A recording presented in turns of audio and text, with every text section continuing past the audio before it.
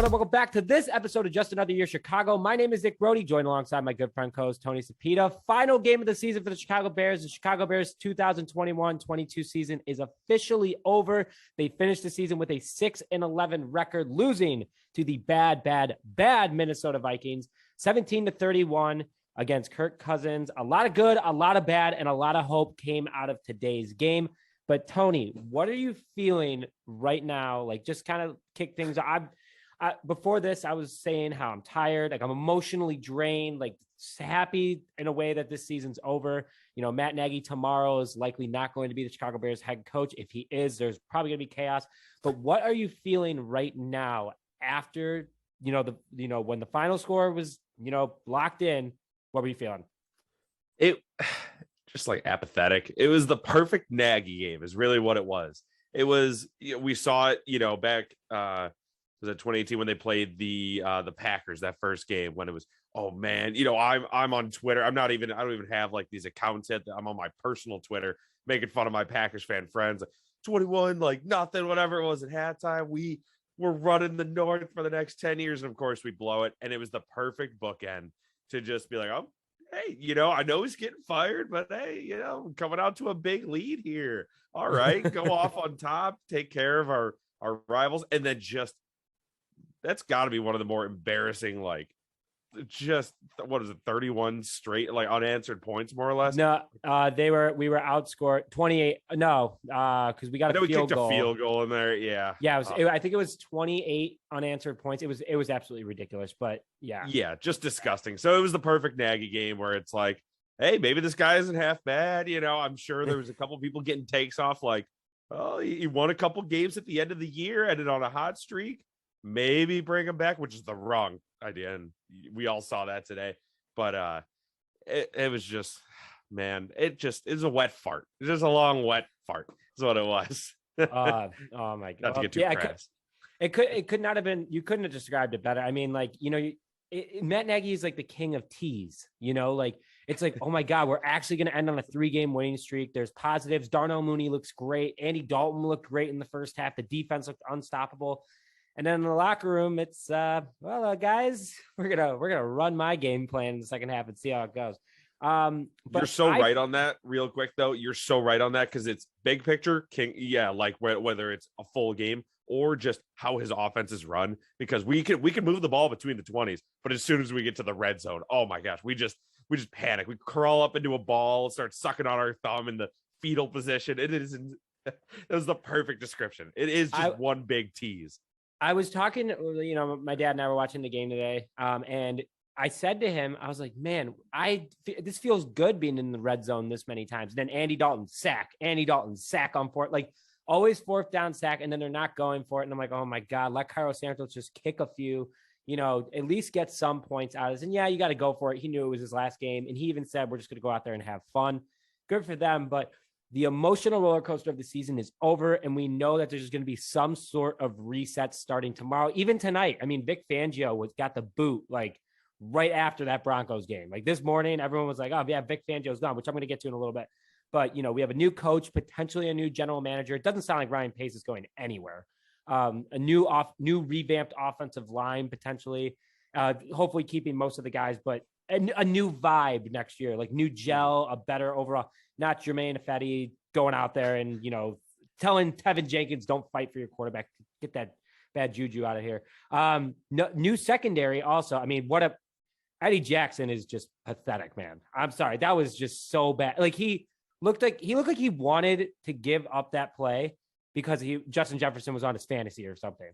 And then finally, my biggest thing, and we put this on our Instagram earlier, is that Vic Fangio, he might be accepting, calls. Why not come back to Chicago and have a dual? We've done some weird stuff. Have a dual defensive coordinator. They've worked together before, and they ran one of the best defenses of the 2010s. So, yeah, at the very least, it could be like a mentor for Sean Desai. Like you could pay them both the same, whatever. Like, you don't even have to give them. You don't even have to give them like the official maybe defensive coordinator title, whatever you can kind of work out. Where it's like it's almost like the Ernie Adams to Bill Belichick, like that kind of thing. Where it's just because I mean, it's just head coaching isn't for Vic Fangio. He's defense only guy, and that's fine. Defense only. I was just about to say a defense only. That's why they have those positions that are defense only. You know, it's just for guys like this. And I agree with you. I mean, we'll see. I guess it depends on what he wants, like internally, what he wants himself. Does he want to be the sole defensive coordinator? But there's a place it's going to happen. It's the place he just left. It's not that Sean Desai did a bad job either. I just want to put that out there. I think Sean Desai did a fine job of what he was given. Obviously put in a very interesting situation with the secondary, but that front seven was unstoppable at so many points. I mean, Robert Quinn and Khalil Mack next year are going to be now you have Travis Gibson, like the front seven. And then you had Blackson all of a sudden come on the scene. Mario Edwards Jr. had a weird year. We're going to have our whole review series after the Matt Nagy news comes out. But it was just Sean Desai. I think he's the kind of guy that'd be like, hey, you're still going to pay me, $300,000-400,000 a year. And the Bears would go, yes. All right, that's fine. As long as I am getting my salary and I'm working with the guy that we had really good success, why not do it? This Bears defense is so similar. And, obviously some new players have been rotated out, but the same amount of talent is there on defense for Vic Fangio to come back. So before we get back into talk about the defense today, because what a weird game for the defense, so many highs, so many lows. Tony, let's go into the good and the bad of the offense that closed out this season. Yeah, so kind of the good of the offense was Darnell Mooney broke 1,000 yards receiving this season. He had a great game today, and I know, again, none of it mattered in this game, but it was even, Andy Dalton did have some struggles, wasn't all his fault, but it was Darnell Mooney was open. I'm saving that clip. I'll get into that. I have a longer comment on why it's not his fault. Don't worry. But yeah, Darnell Mooney was just always open for like those little 7 to 12 yard gainers. So that was cool to see. It's good for the future. It's going to be good for Justin Fields, good for, whatever, anything going forward. Just a good safety play. And David Montgomery ran all over the Minnesota defenders for 72 yards on 20 carries. I personally didn't like the fact that he was playing because I feel like as a running back, you don't want to put extra miles on him. A lot of people disagreed with me. If David Montgomery was like, I am playing today, looked Matt Nagy directly in his eyes, said, I'm playing with my boys today, fine, put him out there, whatever it is. I just, just a personal opinion. And then Andy Dalton did throw for 300 yards. He had, like I said, between the 20s, he was like the best quarterback in the world today. That's what I'm saying. He was way better than Kirk Cousins between the 20s. But he did throw back-to-back interceptions, not obviously back-to-back plays, but pretty dang close. I think it was between 5 plays. And the first one was his fault because that's quadruple coverage, kind of like a weird backing up. Although I do blame Nagy for calling a pass play on 4th and 1. They did 3 times after they ran it directly up the middle on 4th and 1 with David Montgomery, and it worked. It wasn't Wildcat, which I know Wildcat seems to be the only play call on 4th and 1, but it worked. So either way. And then the second one, it got tipped. So there was some bad pressure. It was kind of just a bad overall play too. So it's not all Dalton's fault. He's just not good enough to get around like Larry Borum. I will say, he had kind of a bad game. Larry Borum. Horrible game. Yeah. Still a rookie. You got, He'll grow. It's a growing season. It's a growing season. Yeah. So then, the offensive line gave up 7 sacks today. Play calling was horrendous in clutch situations, which also not even just in clutch situations. The play calling will definitely led to some of those sacks too. Because you have to, I get it. 1 sack happens like, oh man, we didn't know they were going to do that. Okay. 2 sacks happen. It's like, oh, okay. Maybe there's a trend going on here, but it's like, okay. Once you get to 3, 4, 5, 6, 7, change something, change anything at all. Nick Second Foles half adjustments. Yeah.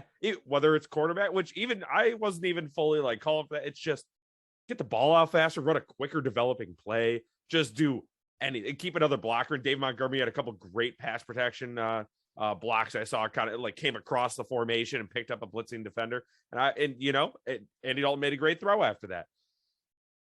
I'm so happy. Matt Nagy. I just keep looking at my phone waiting for that Matt Nagy notification. But I want to go back to one call that just drove me up a wall. It was 4th and 19. The Bears somehow could pull off a miracle.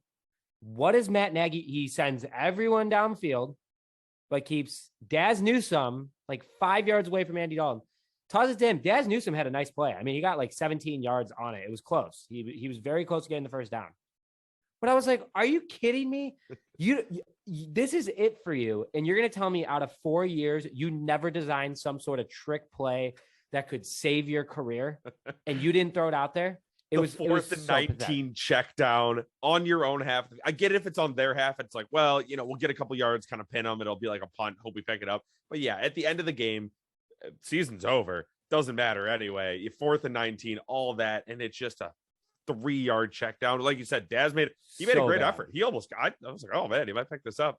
Didn't, obviously, but yeah. Why not like every single player touches it kind of reverse, like the offensive linemen are handed it to like the tight end, and just like Sam Mustipher's throwing the pass, something.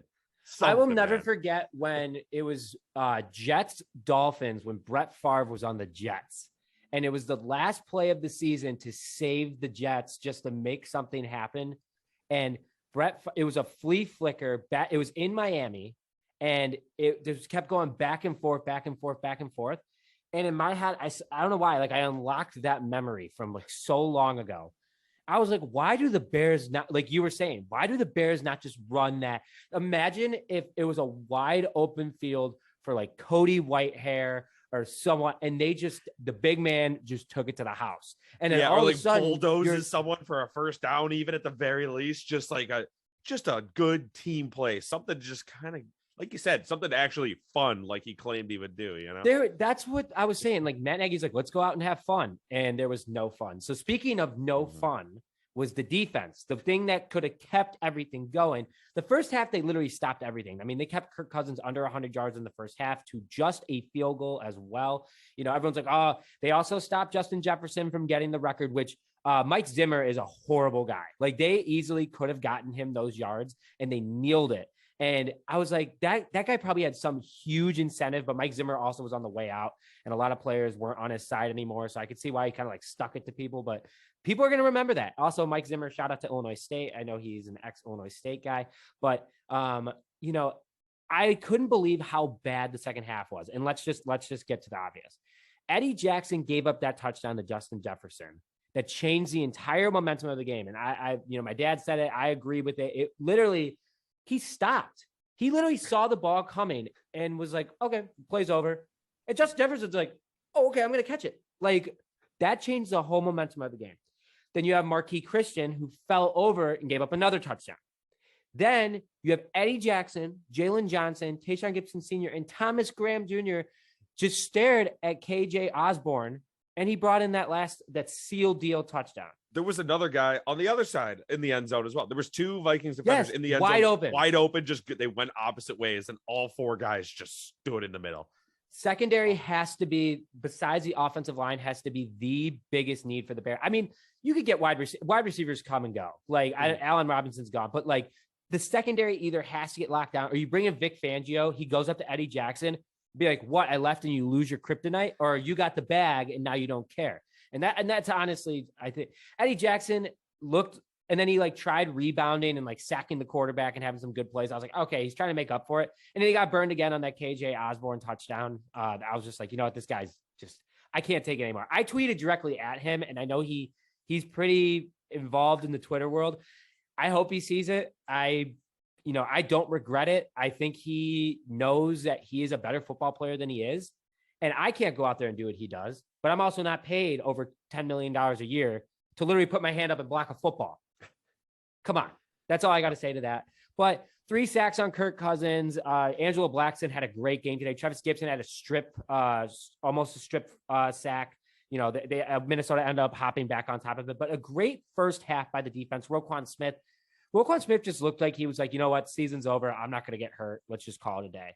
And then they kept Minnesota to a field goal they only kept them on the field for only 23 minutes. So the defense did their job at the end of the day, if you think about it. Mm-hmm. But the front seven's absolutely unstoppable. I'm not worried about them this offseason, but the defense, second half, secondary, it was like the LA Rams game when we knew the secondary was going to get bad. And then as the season went on, it was like a hill. It peaked, and it's like, okay, like the secondary is looking shocking the world. And then against the Minnesota Vikings. I think there is something to be said too, where not to just keep hammering the offense and Matt Nagy, but when they make a stop and then knowing that the offense is not going to make it, like not even pick up a first down, that momentum, and then the Vikings score, and then they have to come back, it's just over and over. I think that momentum, I think it's a real thing. I really think it does affect them. So not to really They got to be back. I The get it. secondary was disgusting on their just how bad they played back there. But I think there is something to be said too, where it just like just the culmination of everything that's gone on with Nagy and all that. So I mean, but so now what? So perfect lead into what I'm about to say here. So Adam Johns tweeted out, so how will this play out for the Bears? There is a full team meeting scheduled at 9 a.m. at Hallis Hall tomorrow. I expect Matt Nagy and Ryan Pace to be informed of their fates before in a meeting with George McCaskey. Exit physicals and player meetings are at 9:30. So we should know. So it's gonna be a quick meeting. It's gonna be a quick meeting. Yeah, we should know by 10. Oh my God. Well, latest. Okay. We're gonna move. We will be there, folks. Don't worry. We're going to be on top of it. Just get ready for it. But what's next? So pretty much kind of what I had written out for this is just quick. And then Tony's going to give one more quick comment. Fire Nagy. That's number one. That's the first thing you're doing tomorrow is you are firing Matt Nagy. You are signing Roquan Smith and David Montgomery to contract extensions tomorrow. Those guys are the leaders of each side of the ball. They play their heart out. They're the future. You sign them tomorrow. I don't care how much. Well, I do care how much money it is because I want to get other people, but they deserve nice contracts. And also, if you sign David Montgomery and Roquan Smith to like a 2-year or 3-year contract that's cheap, and they're like, hey, we almost have the team to do it. We're going to have a fresh head coach. If you guys take a little bit of a discount, we'll give you playoff incentives. We'll give you a lot of incentives next year. Then we'll give you the bag after this contract. Get that money, do what you got to do. Number 3, go out and get Vic Fangio and have a dual defensive coordinator. We talked about it earlier. I think it could work for the Bears. And also, again, you have so much of the personnel, Khalil Mack, Akeem Hicks if he comes back, Roquan Smith, Eddie Jackson, like as much as it's crazy to say, like it could work. A dual defensive coordinator could work. And then number 4, go out and get your head coach of the future. That is the next 4 steps for the Chicago Bears. In our opinion, Tony, anything else before we close out? Yeah, no, I completely agree with you. It definitely just clean house offensively. That's really my biggest thing. Offensive, like coaching staff, whatever it is. I mean, I'm sure there's specific guys that maybe not their fault. Maybe the running backs coach. I don't know. But you got to start looking tomorrow. No, they're like we said. Start looking right now.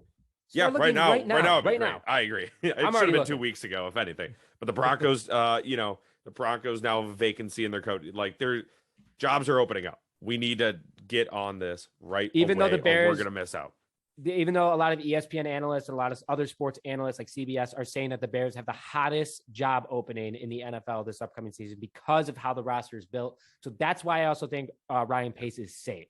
It's so one more. What do you got? My final thing, real quick. My final thing is Justin Fields needs to get all the reps. He needs to be number one, all reps, no matter what it is. Obviously, barring injury, whatever, all the reps. Because this was a weird season. I don't blame anyone necessarily except for Nagy. We just we're good. We kind of wasted a season, but we got to start now. All in, what is all it? In. Boom or bust. That's what I was trying to say. There we go. There you go. But we do want to say this before we close out today's episode. We want to thank all of you for tuning into our episodes throughout the season. We really appreciate all the love and support that you guys have given us. Put in the comments your favorite moment from the season. One thing that I'm going to take into this offseason, and our offseason never ends because we're always talking about the Chicago sports, especially the Bears, is that I am going to make sure that I pronounce every single name that I say next year correctly. That is my resolution for the new year, the new offseason. So stay tuned for that. But thank you very much for all your support. Tony, thank you for all your help hopping on. Great co-host as always. We are very excited for next season and the beginning of tomorrow after probably 9:07 a.m. I feel like some player's going to have his microphone up and be like, I got you, fam. And then be like, I have been fired. And he's like, got him.